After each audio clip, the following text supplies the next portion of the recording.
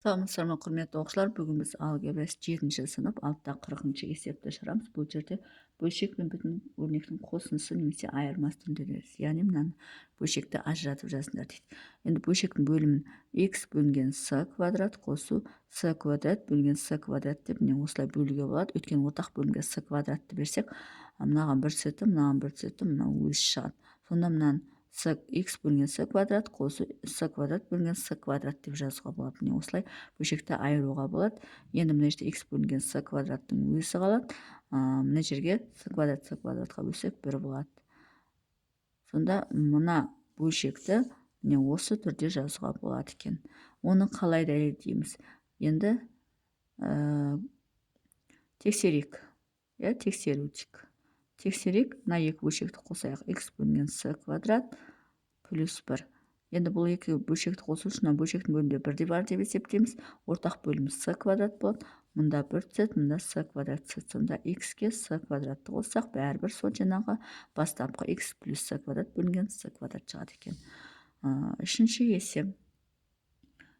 есеп m квадрат минус 2m плюс 4 бөлінген m дейді. Яғни бөлшекті ажырату керек.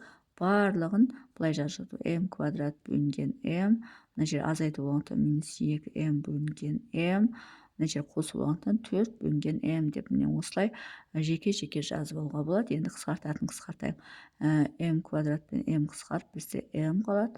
Минус 2m бөлінген n болады. Плюс 4 бөлінген m болады. Сонда бізде мына бөлшектердің және бүтін сандар мен бөлшектердің қосындысы түрінде жазуға болады. Ортақ бөлім m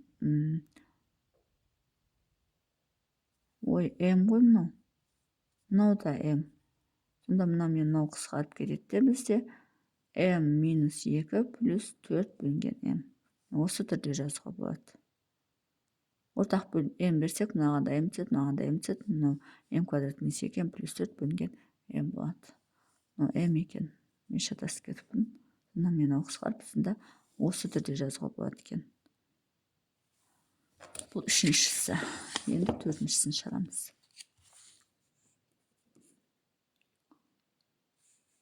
a квадрат плюс 3a плюс минус 6 бөлінген a.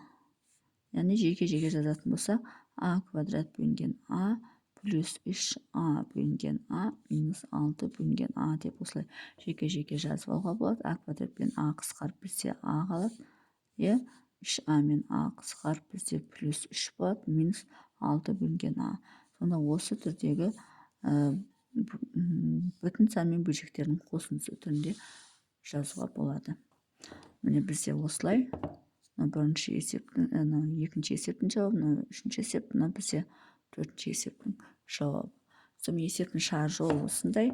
Егер есептің шығар жолы түсінікті болса, лайк басып, комментарий жазып, каналыма тіркеліп кетсеңіздер болады.